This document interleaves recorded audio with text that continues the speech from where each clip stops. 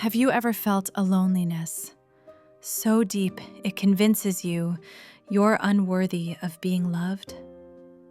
It's a silence that becomes a voice, whispering that you're invisible, that you don't matter. Earl didn't just feel it, he lived it. For the first 10 years of his life, the cold, echoing halls of St. Jude's Home for Boys were his only constant. His world was a blur of faded routines and faces that changed too often to hold on to. He was taught to expect doors to close. But this isn't a story about locks. This is the story of the day a single, quiet act of kindness became the key that unlocked a part of his heart he never knew he had. To understand Earl, you have to understand the silence he grew up in. It wasn't just the lack of noise, it was the absence of a name spoken with tenderness. No hand reaching out just to comfort. No one looking for him when he was gone. In the orphanage, affection was a currency, and Earl had nothing to spend. It was handed out for exceptional grades, for perfect behavior, for being charming to the couples who might adopt you. Earl was none of those things. He was quiet, withdrawn, and there was a watchfulness in his eyes that made adults uneasy. He learned early on that needing something was a liability. Crying got you isolation, not a hug. Anger got you punished, not a calm question about what was wrong. He watched other boys put on a show, smiling brightly when visitors came, their hopes soaring with every pat on the head, only to see them crumble when the doors closed and they were still there. Earl decided it was safer not to hope at all. He built a fortress inside himself, brick by brick. With every meal eaten in silence, every holiday spent watching other families through the window, every night he lay in his cot and reminded himself, "You are here because no one wants you." That belief wasn't just a thought, it was the bedrock of his world. He saw it confirmed everywhere, in the worn-out clothes from boys who'd left, in the way staff would sigh when he entered a room, in the bitter fact of being always overlooked. He didn't believe he was unlucky. He believed he was unworthy. It was a simple, brutal math. Love was for other people. Love was for the kids in the pictures on the walls, the ones with families. For him, there was only the cold, hard fact of his own existence, separate and undeserving. Life at St. Jude's was a loop, until it wasn't. The change didn't arrive with a big announcement. It came quietly, in the form of an old man named Samuel. Samuel wasn't a new caretaker. He wasn't a hopeful parent. He was a volunteer who came twice a week to tend the neglected gardens and fix what was broken. He was as quiet as Earl, maybe even quieter. He moved with slow, deliberate grace, his hands gnarled with age, always busy, weeding a flower bed, sanding a splintered bench, fixing a loose hinge. For weeks, Earl watched him from a distance. He'd sit on the far side of the yard, hidden behind a bush, observing this man, who seemed to exist outside the orphanage's harsh economy of attention. Samuel never tried to talk to him. He never offered a hollow, cheerful hello. He just worked.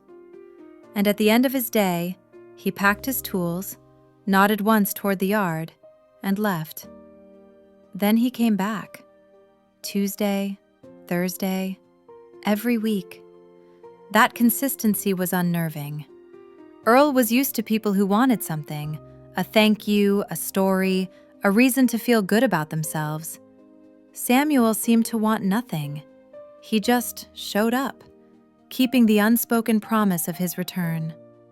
So Earl started to test him, not on purpose, more like instinct, born from years of disappointment. One afternoon, while Samuel was fixing a trellis, he left a small hand trowel on the ground. Earl crept over, nudged it with his foot, and pushed it under a thick hedge. Then he scurried back and waited. He waited for the explosion, for the frustration, for the angry muttering about careless boys.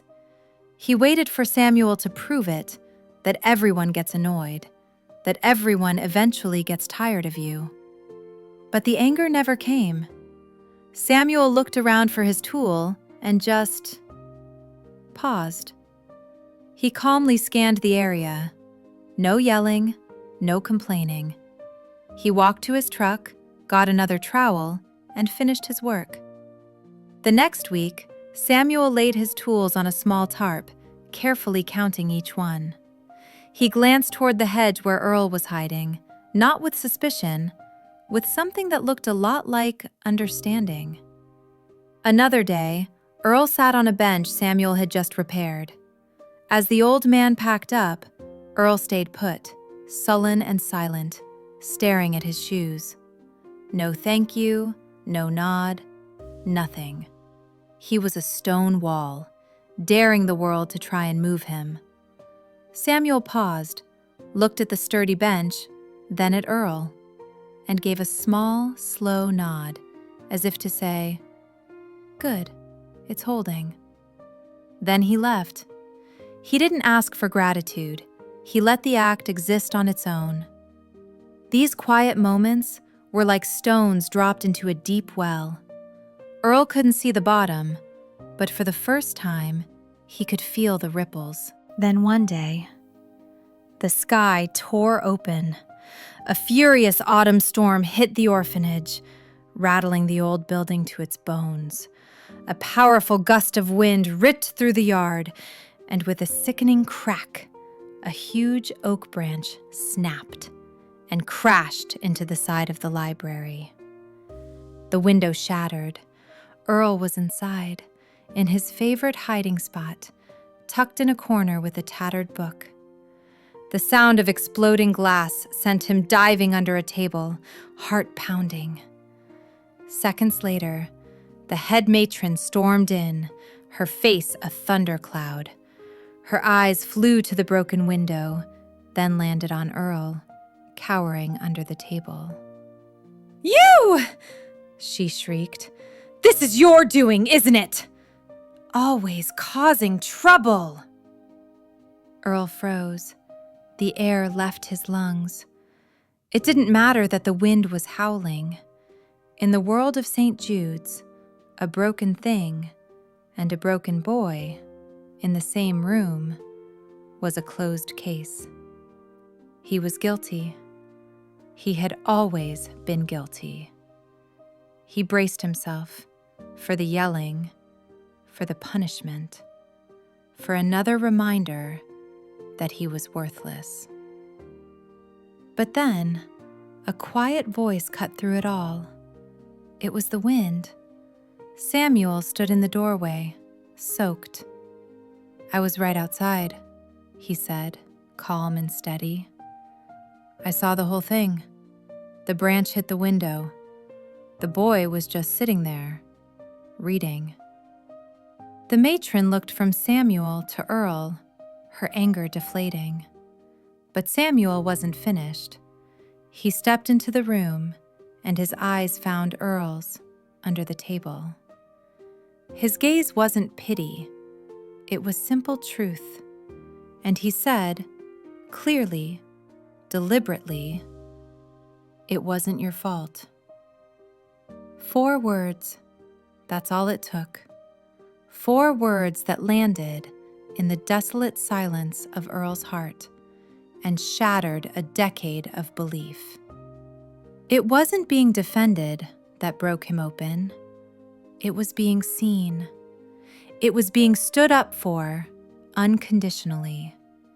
For the first time, someone looked at him and saw the truth, not the trouble.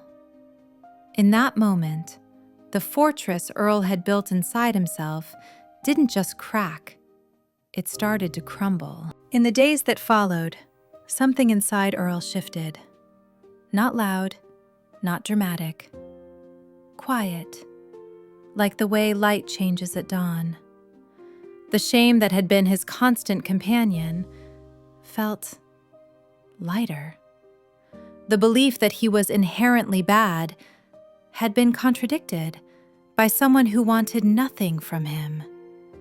He started watching Samuel, not with suspicion, but with hesitant curiosity.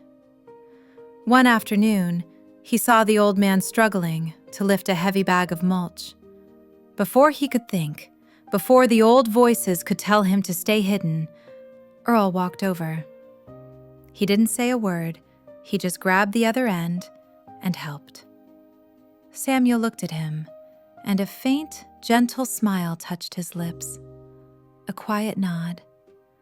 They worked in comfortable silence. And that was the start of a new language. A language spoken in small, shared actions. Earl helped gather tools. Samuel sometimes left a comic book on the bench Earl liked. They rarely spoke, but a bond was being built, stronger than words. Earl was learning to accept kindness without searching for the hidden price. He was learning his presence wasn't a burden. Years passed. Earl eventually aged out of St. Jude's, a fate that terrified most boys. But he wasn't alone. Samuel was there. He helped Earl find a small apartment and a job at a local nursery, a place where things grew. Quiet work, new life. And it suited him. The Earl of today is unrecognizable from the boy who hid behind bushes. The watchfulness in his eyes has been replaced by a calm confidence. He's still quiet, but his silence is no longer a shield. It's a space of peace. He is now the one who shows up. Every Saturday, he volunteers at a community center, helping kids with their homework. He is patient, he is consistent, and he is there for the quiet ones. He doesn't offer big speeches or easy advice. He offers steady presence. He once told a young girl struggling to read, "It's okay to go slow. We've got time." And the story came full circle. Now pause, take a breath, because this is where the story becomes a lesson. Here are 6 lessons from Earl's story. Lesson 1. Love isn't something you earn. You are worthy by existing. Lesson 2. Being seen can heal what punishment never could. Lesson 3. Consistency is care. Showing up changes lives. Lesson 4. Kindness with no hidden price teaches a wounded heart to feel safe. Lesson 5. One sentence can rewrite a life. It wasn't your fault. Lesson 6. Your past can become your purpose when you help someone else heal. If this story moved you, please consider subscribing for more stories that explore the strength of the human spirit. And if you feel inspired, look into mentorship programs in your community. A small, consistent act of showing up can change a person's world. Sometimes the greatest gift is to simply see someone, truly see them, and reflect their worth back to them. Earl learned on that stormy day that love isn't something you earn. It's something you are worthy of just by existing. The wound never entirely vanished, but it no longer defined him. It became part of his story, not the end of it. Your past doesn't have to be your future. What defines you isn't the fall, but the courage to rise again and the compassion to help someone else find their footing. It's the quiet choice to believe, even after a lifetime of doubt, that you deserve happiness. And you do.